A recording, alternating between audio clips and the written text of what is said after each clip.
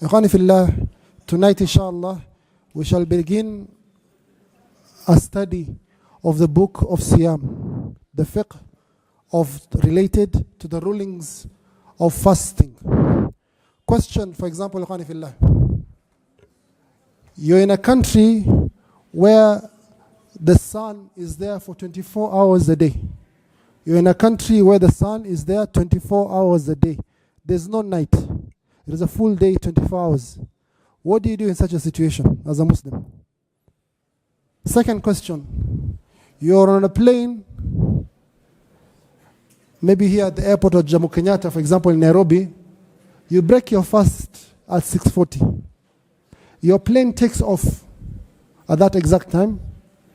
Then when you've reached altitude, you can still see the sun. What do you do therein? Do you continue with the fasting, or did you break your fast before the time? Have you understood the issue? Or in the tallest building in the world, you go to Burj Al Khalifa. You are at the bottom floor. The people at the bottom of the floor or the ground floor, they break their fast at 6:30 p.m. The people at the top floor, will they also break their fast at 6:30 p.m. or a little bit later on? So there's some interesting rulings regarding the book of Siyam. Now some you know and some we shall look at inshallah. Ikhwani fillah, we're entering the month of Siyam in 2 weeks or so, 2.5 weeks or so. The 10th of March will be the fast of this year inshallah. So what is this Siyam? What is Siyam in the Arabic language and as an Islamic term? I really hope next time you come with a book and you write notes, or you get the notes from the recording, inshallah. Siyam, ikhwani fillah, in the Arabic language means al-imsak. It means to prevent yourself from something. Al-imsak, to hold off. Siyam in the Arabic language means al-imsak, to hold off something or prevent or refuse yourself something. As an Islamic term, when the Muslims are saying, I am performing this act of worship of Siyam, they mean the following. At-ta'abbud lillahi azza wa jal, to worship Allah azza wa jal. بالإمساك عن المفطرات من طلوع الفجر الثاني إلى غروب الشمس. الإمساك عن المفطرات من طلوع الفجر الثاني إلى غروب الشمس. The scholars, they say, is to worship Allah azza wa jal by keeping away from the things that break your fast or invalidate your fast from the time the second Fajr appears until the sun sets. We shall look at all these terms, what they mean, inshallah. So, ikhwani fillah, that is the meaning of Siyam in the Arabic language and as an Islamic term. Ikhwani fillah, Siyam is of two types. I wish I had a board here, but just picture this. Siyam is of two types. It's of two types.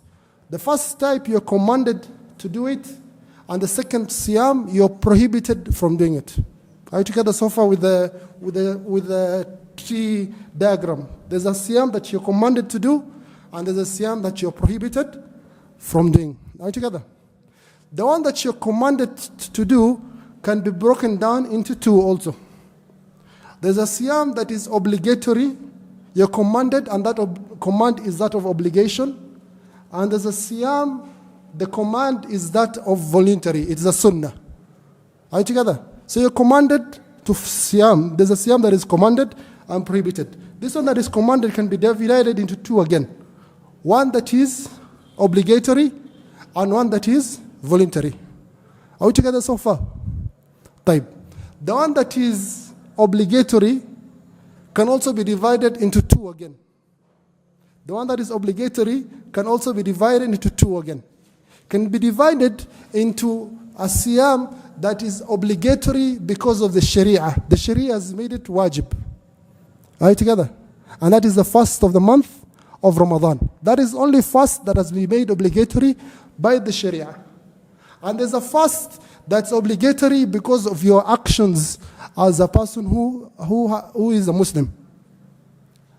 For example, nadhr. You say, oh Allah, if I get this contract, I'm going to fast 3 days or 5 days. If my child gets well, I'm going to fast 3 days, 5 days, 10 days. That is called nadhr. The obligation is not from Allah. The obligation you have kept upon yourself, you must fulfill it. And there's another siyam that is also obligatory, and that is kafara. The siyam whereby you pay a penalty because of acts that have come from you. Ramadan, you're told not to sleep with your wife, then you go do your stories. You fast 2 months consecutively. That is kafara. Allah has not made obligatory for you to fast 2 months. It is your actions that have made it obligatory on you. So siyam, ikhwani fillah, I repeat again. It is either prohibited or obligatory. The one that is obligatory can be divided into two. Obligatory, it's prohibited or it's commanded. The one that's commanded is either obligatory or voluntary.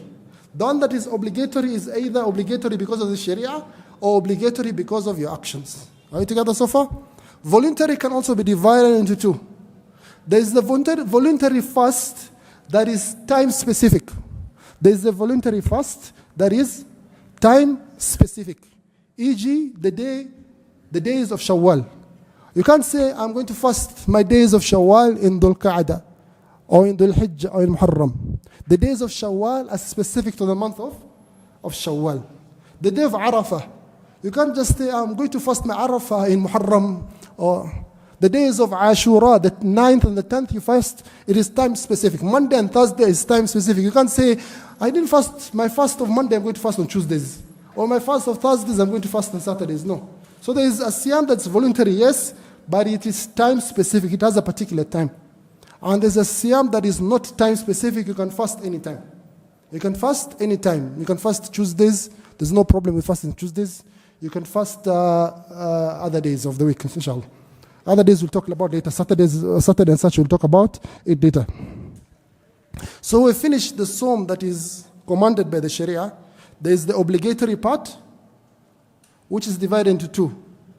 Obligatory because of Sharia, which is the month of Ramadan. And there is obligatory because of your actions, you as a Muslim.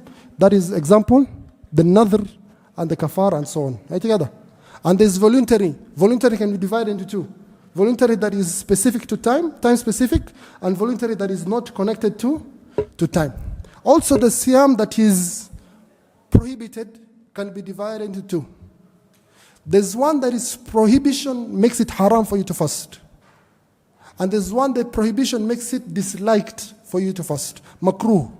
There is the one that is haram completely, you cannot fast, and the one that is makruh. Which Sawm is haram for you to fast? Naam. Question. Which Sawm is haram for you to fast? No? Fridays? No, you can fast Fridays. If you're fasting, for example, the Sawm of Nabillahi Dawood, definitely it will fall. Nabillahi Dawood used to fast one day and live one day. So you can fast a Friday, then a Sunday, then a Tuesday, then a Thursday, then a Saturday, then a Monday. It will definitely fall on a Friday. Fasting the two Eids. The Muslims are busy celebrating Eid and you're there fasting. That is haram for you to fast the days of Eid. Then there's a Sawm that is disliked for you to fast. Number one, the Sawm that is known as Yawm Shak. This month of Sha'ban has 29 days or 30 days. You have to have a separation between Ramadan and Sha'ban in terms of fasting. Your Sawm of Sha'ban cannot reach and connect into Ramadan. Are you together? There has to be a day you're not allowed to fast, and that is the day of Shak. You don't know is today Sha'ban or is today Ramadan. You're doubtful. The last day, you should not fast that day. Yawm Shak. It is disliked for you to fast that day. Also, Al-Wisal. You say, I'm going to fast 3 days, 4 days without eating iftar or suhoor, without taking anything. This is only allowed for the Prophet Muhammad sallallahu alaihi wasallam. Allah giving him that strength. But for you as a Muslim, the Prophet alayhi salatu wasalam has told you, Ajjilu bil fitr. You should rush to perform the iftar, and you should delay your suhoor. So you're not allowed to fast, even if you're on a diet. You don't say, diet is not Ramadan. Ramadan is for ibadah, it's not for diet. You don't say, I'm going to fast Ramadan, I'm not going to eat. My fast, I'll eat only on Fridays, then I'll lose 10 kgs. Don't mix ibadah and your diet. Type. What is the reason, or what is the wisdom behind fasting the month of fasting? Fasting has a lot of benefits. If you look at the Quran, the first command that Allah subhanahu wa ta'ala has given for us in the Mus'haf, He says, يَا أَيُّهَا النَّاسُ اعْبُدُوا رَبَّكُمُ الَّذِي خَلَقَكُمْ وَالَّذِينَ مِنْ قَبْلِكُمْ لَعَلَّكُمْ تَتَّقُونَ. Oh, you people, worship your Lord, the one who created you, and the one who created before you, so that you may gain taqwa. Are you together? Allah has created you for the one purpose of worship. وَمَا خَلَقْتُ الْجِنَّ وَالْإِنسَ إِلَّا لِيَعْبُدُونَ. The only reason that Allah has created you, human being, and you jinn, some of you are attending the class or from elsewhere, is to worship Allah subhanahu wa ta'ala. And the purpose of this worship is to gain taqwa. And from amongst the ibadah that you all know, Allah subhanahu wa ta'ala says, يَا أَيُّهَا الَّذِينَ آمَنُوا كُتِبَ عَلَيْكُمُ الصِّيَامُ كَمَا كُتِبَ عَلَى الَّذِينَ مِنْ قَبْلِكُمْ لَعَلَّكُمْ تَتَّقُونَ. Oh, you have believed, Psalm has been decreed upon you, as it was decreed to the ummahs before you, so that you may gain taqwa. So from the wisdom of fasting, it gives you taqwa. Also, it keeps you away from the hellfire. The Prophet ﷺ, he says, "Man sama yawman fi sabilillah ba'ada wajhahu 'anil nari 70 kharifa." Says whoever fasts one day for the sake of Allah Azza wa Jal, Allah subhanahu wa ta'ala will keep them from the hellfire a distance of 70 years or more. There are many other benefits of Siyam. Then the scholar I'm reading from encyclopedia, it's called Durar. He says, the second issue, he says, what are the pillars of fasting? What are the pillars of fasting? He says the first pillar is you have to keep away from everything that breaks your fast. Al-imsaku anil mufattirat. He says you have to keep away from food, from drink, and from sexual relations with your wife. And this is something that there's no khilaf amongst the Muslims. Eating, drinking, and sexual relations. These are pillars that the ibadah, if they're not present, the ibadah will not be accepted. So you must keep away from these things. The second thing, you have to keep it within the time frame that has been kept for fasting. When does the fast begin? It says, min dukhul al-fajr thani. From the time the second fajr appears, when the muaddin gives the second adhan, until the sun sets. That is the time period for fast. Are you together? Not what they do in these timetables, whereby they tell you, the adhan is 5:15, but you stop eating at 5 o'clock, just to be safe. That is a bid'ah, as mentioned by Ibn Hajar in Fath al-Bari. Allah subhanahu wa ta'ala has given you that you stop eating when the second fajr appears. When the adhan is given for fajr prayer, the second adhan. So the muaddin has to be accurate with his adhan. So don't follow these timetables where they keep 10 minutes or 15 minutes and you stop because of the timetable. No, follow the adhan if it is a trustworthy mosque. And this time continues until the sun sets. So from the time the second fajr enters until the sun sets, you should not eat, you should not drink, you should not have any sexual relations with your wife. Are you together? Fajr, ikhwani fillah, for benefit, is of two types. There's the true fajr and the false fajr. The sun rises from the north. I'm just testing people are sleeping. The sun sets it rises from the east. East is that side. Best now mosque, the east is that side. The west is there. So the sun comes from the east to the west. Are you together? So in the morning, you look towards the east. Are you together? If you see a light covering from the east towards the west, a vertical line, that is not the time for Fajr yet. That's called the false Fajr. And the evidence for this is that this light disappears and darkness comes back again. This is called the false Fajr. The true Fajr is what appears. You see, that's east, that's west, this is north, that is south. So you'll see a light that covers the horizon from the south towards the north. And this light continues increasing. That is known as the true Fajr. That is when you start your fast. Why is this beneficial to you? Will you always be near a mosque? You know, people are very comfortable with this life. Will you always be near a mosque? One day you'll find yourself in the desert over there. Then you'll be like, why is this muaddin not giving adhan? Why is the time, the up? There's the charger in the desert. You'll find a charger in the desert. No. You have to know the time of salah based on the sun. Based on the sun. When the sun reaches the middle of the sky, it's called the zenith. If it just passes it a little bit and the shadow starts increasing, that's the time Dhuhr has started, and so on and so forth. You have to know the time of prayers. So that's the time the true Fajr comes, which is the light coming from the south to the north. This time is when you should stop eating completely. What are the conditions for you to be... There are many other issues here, I forgot. Now, question. It says, "Man tala alayhi al-fajr, wa fi fami ta'am." I don't understand how this can happen. Someone wakes up at the time of Fajr. Anytime, 5:30, 5:40, maybe 20 minutes after even the adhan, 5 minutes after the adhan. Then he has food from last night in his mouth. He slept with food in his mouth. Haven't you seen the issue? What should you do that with food? He has to spit it out. It's wajib for him to spit it out because the time of obligation of the fast has already begun. Are you together? So if someone finds themselves, I don't know how that will happen, with some food or drink in their mouth, they have to spit it out. Allah subhanahu wa ta'ala says, وَكُلُوا وَاشْرَبُوا حَتَّى يَتَبَيَّنَ لَكُمُ الْخَيْطُ الْأَبْيَضُ مِنَ الْخَيْطِ الْأَسْوَدِ مِنَ الْفَجْرِ ثُمَّ أَتِمُّوا الصِّيَامَ إِلَى اللَّيْلِ. طيب. When does the time end? We said with the sun setting. The sun setting is the east. It has to disappear completely towards the east. A question that comes, is the issue of the aeroplane. When you're on the ground or in the air, your time is not the same. Are you together? So a person, for example, at the bottom of Burj Al Khalifa, and a person on the top floor, they will not have their fast the same. Because they have to look at, they can see the sun. How are you going to say, I'm breaking my fast because us in Dubai, our fast ends at 5:30 or 6:30, yet you can still see the sun in the top floors of Burj Al Khalifa. Are you together? So you follow the sun or you follow the time? Allah says, until Fatimu Siyama ila al-layl, until the night when the sun has set. So when you're on the top floor, you have to wait a short time for the sun to set. This is what the scholars have mentioned. It's not something that is me, I'm inventing. The second issue, the aeroplane issue also. You're on a flight, you're leaving the airport at 6:45. 6:45, the adhan has been given, you've taken your dates, you've taken your water, you've made your dua, mashallah. The plane takes off. When you've already reached altitude, you can still see the sun. Because the sun sets later, the higher you go. It's a new issue. What do?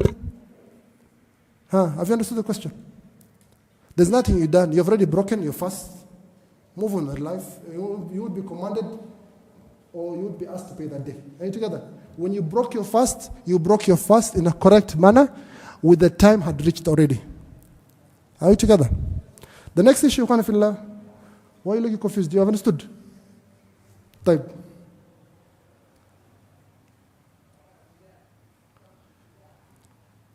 When someone is on a plane, when you're flying, you're fasting, what time should you take into account? You're flying from South Africa, for example, to Cairo. You're flying. What time should you break your fast? Will you break your fast the time of Botswana or the time of Tanzania or the time of Nairobi or the time of the area you're in? What time will you break your fast? Break the fast. Follow the most correct that you can do. The most correct is the sun. If you can see there's no sun, break your fast. Or break the fast, just add a few minutes extra on the time of the country they're on flying. Are you together with the answer? He says, whoever is flying with a plane and they're fasting, then they see, because they notice based on the watch or the TV or any other form of information that the country next to it, they have already broken their fast. But he sees the sun, they should not break their fast until they're sure that the sun has set. And this is the opinion of Abdul Razzaq al-Afifi and Ibn Baz and Ibn Uthaymin. Another question comes, you're in a country whereby the fast of Ramadan is 23 hours. The day is 23 hours, the night is 1 hour. Or the day is 22 hours, the night is 2 hours. Or the day is 21 hours, the night is 3 hours. Are you together? What do you do in such a country?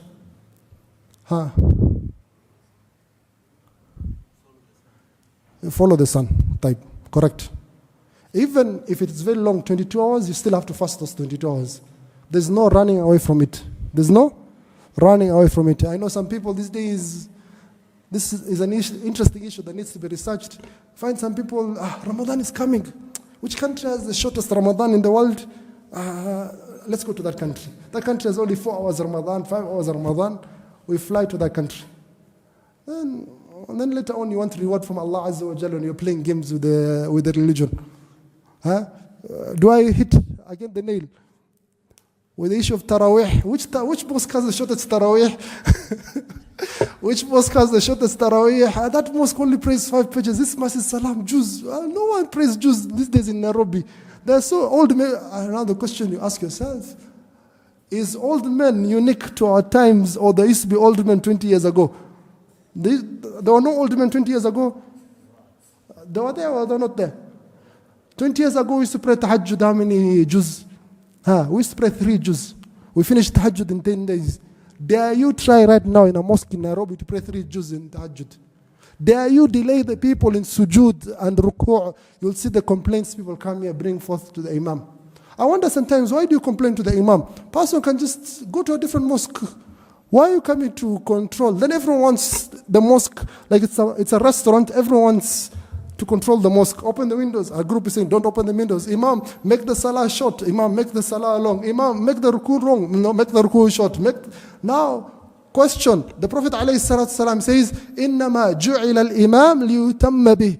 The imam is the one that should be followed. But the situation comes in mosques that the imam has to, this wazes are making noise. These elders, please go to those mosques. That young man, go to that other mosque. Don't come bring your, it's just polite. It's etiquette, And you have not gotten the opinion of this 500, 1,000 people who are praying in the mosque. You want to force your opinion. It's not fair. The imam is there for a reason. In salah, who does the ruku' first? Who says takbir, you or the imam? So you're following your takbir or you're following the takbir of the imam? So follow the imam. If he's making the ruku' long today, alhamdulillah. He makes the sujood long, alhamdulillah. I'm going to make a lot of dua to Allah Azza wa Jal. What's the issue? There's no issue, khani fillah. So that's the next issue, khani fillah. Then the next issue, khani fillah, is the issue of a country where it is 24 hours day or 24 hours night. There are some countries in the North Pole, for example, sometimes find a place in maybe like Finland or those upper areas, Greenland or something, 24 hours it's day or 24 hours it is night. What happens in this situation? They should fast for 24 hours, for 30 days. The iftar will be on the suhoor will be on day 1 of Ramadan. The iftar will be day 30 of Ramadan. Correct? Is that okay? Is that possible? They will die. It's 30 days sunlight, so what do? They should fast day 1, they take their suhoor, they take the biggest suhoor in the world, then they wait for 30 days for the iftar. Will that work? Because the sun is not going anywhere. What do you do? And what is the evidence? Now? You follow the timings of Salah, but where are those timings of Salah coming from? Also, the Salah is also the same issue. Yes, you take from the country that is neighboring, that has a distinct day and night. That has a distinct day and night. So in Greenland, you look, the closest country next to you that has a day and night is maybe Norway or Finland or something. Those guys are fasting 22 hours. You fast like them, 22 hours. The evidence for this, is when the Masih al-Dajjal, he appears, he'll be on this earth for 40 days. The first day is equivalent to 1 year. The second day is equivalent to 1 month. The third day is equivalent to 1 week. And the other 37 days are like our days. The Sahaba asked, "Oh Prophet, this day that is like 1 year, is it sufficient for us to pray 5 salahs for that day?" He says, "No. فَقْدُرُ لَهُ قَدْرَهُ." You have to try measuring the time of salah. Dhuhr was just 3 hours ago. Now I can pray Asr. Now I can pray Maghrib. Now I can pray Isha. That is the fitna of the Masih al-Dajjal. The first day is equivalent to 1 year. He'll enter every village and every town. So the Prophet ﷺ says, you try measuring to the best of your capability. And the best of capability is checking the neighboring country that has a distinct day or night, or checking the previous period, when that time of Jidal comes, if Salah yesterday was at 1 p.m., you continue even today, the watches will be working. So you still pray your Dhuhr at 1 p.m. when 24 hours it passes. The next issue, Ikhwan Fillah, and the final issue we'll be taking, is what are the conditions for Siyam? The Siyam has many conditions. The very first important condition, Ikhwan Fillah, is you have to be upon the religion of Islam. It's not accepted from non-Muslims. But they shall be punished for leaving Islam and for leaving everything related to Islam. Allah subhanahu wa ta'ala says in the Quran, مَا سَلَكَكُمْ فِي سَقَرْ قَالُوا لَمْ نَكُ مِنَ الْمُسَلِّينَ وَلَمْ نَكُ نُطْعِمُ الْمِسْكِينَ وَكُنَّا نَخُوضُ مَعَ الْخَائِضِينَ وَكُنَّا نُكَذِّبُ بِيَوْمِ الدِّينِ. These are people who disbelieve on the day of judgment. They disbelieve about the day of judgment. They're kuffar. But they asked, why did you enter the hellfire? They say, we were not amongst the people who are performing salah. So they're punished for not accepting Islam, and also not for performing what is required of Islam, which is salah, zakah, and so on and so forth, also siyam. So fasting is only accepted from Muslims. There's no khilaf amongst this. The Quran and the Sunnah and the Ijma' are clear upon this. Now the question comes, Ikhwani Fillah, if someone who was a disbeliever, the month of Ramadan, we get many people who accept Islam. Say on the 7th day of Ramadan, we get someone who is 45 years old. They accept Islam. Right, together. They come to the mosque, they say, Ashhadu an la ilaha illallah, Ashhadu anna Muhammadan Rasulullah. They take an interesting name. They have accepted Islam. Type. Question. Are they required to fast those 6 days they've missed of Ramadan? And those 25, 30 years that passed, are they required? No, they're not required. Because Islam erases everything that came before it. When they became Muslim, everything that they did before has been erased. They are born like new children. They have a fresh slate. Are we together? The next issue, Ikhwani Fillah. And this person who has become a Muslim on the 7th day of Ramadan, are they supposed to fast the remaining 23 days of Ramadan? Yes. Because they're Muslims, they have to follow the pillars of Islam. From amongst the pillars is fasting the month of Ramadan. There's no khilaf on that issue. Type. This issue is a controversial issue. The scholar says, a person who becomes a Muslim for example, they come Dhuhr, they've become a Muslim. Are they supposed to allow to eat the remainder of the day? Because that day is already gone. Or should they keep away from food for the remainder of the day? Have you understood the question? The scholars, he says that this person has to keep away from food for the remainder of the day.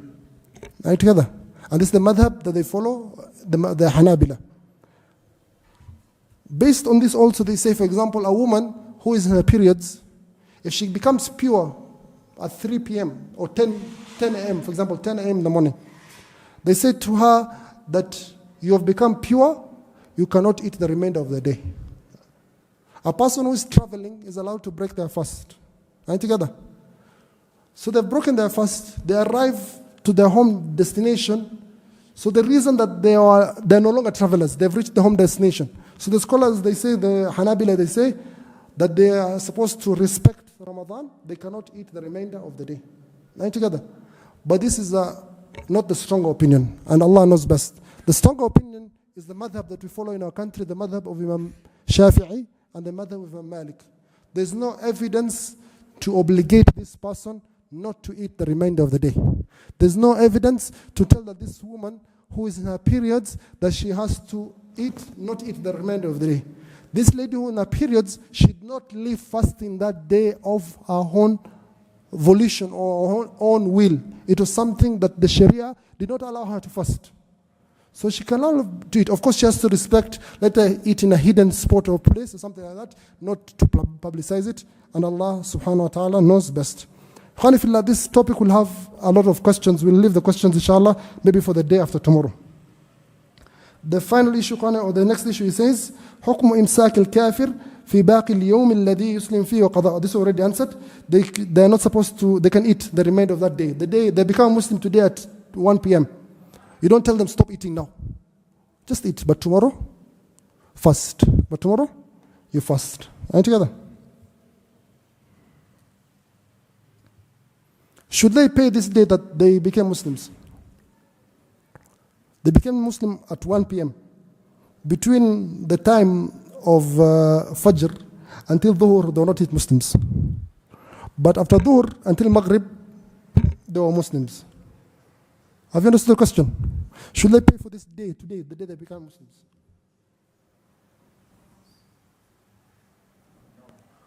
Yes, no, yes, no. The correct opinion is no, they should not pay for this day. Why? Because when the fast became obligatory for that day, fast becomes obligatory with the Fajr time.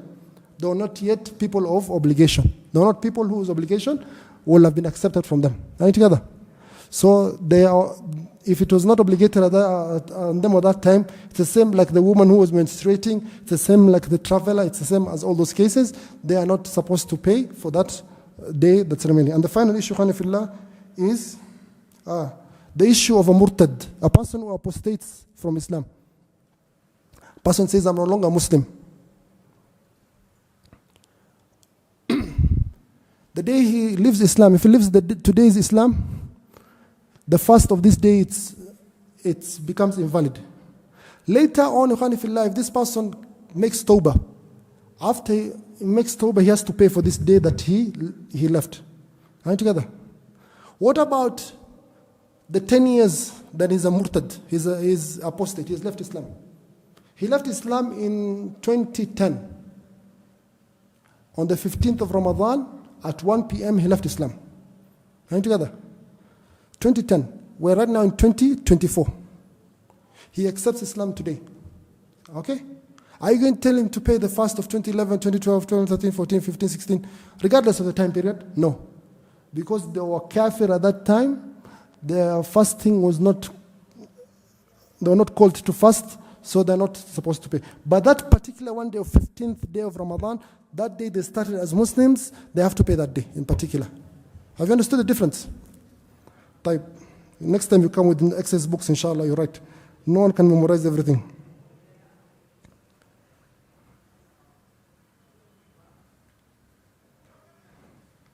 So a person, if they leave Islam, their fasting becomes invalid. Why? Because they have broken the first condition. The first condition for your fast to be accepted is the condition of a Muslim. Next, inshallah, tomorrow we shall look at the issue of puberty. A person becomes, or a child, he becomes an adult during the day of Ramadan. He has a wet dream, for example. Or he reaches the age of 15. Or he gets pubic hair. I don't know how pubic hair can come suddenly, but at least the 15-year or the wet dream makes sense. Are you together? So what happens to this young boy? And this is specific to boys, because you can't say girls. Girls have a fourth issue when it comes to their menstruation. But if she menstruates, of course, she will have to sit 6 days and 7 days. Then when she gets pure, she starts fasting Ramadan. But what about this boy? He overslept. After Fajr, he went to sleep. Then at 10 a.m., he had a dream, and he finds his trousers, like he finds them. What happens to this boy? Are you together? We shall look at this issue tomorrow, inshallah. Wa akhiru da'wana alhamdulillah rabbil alameen. Wassalamu alaikum wa rahmatullahi wa barakatuh.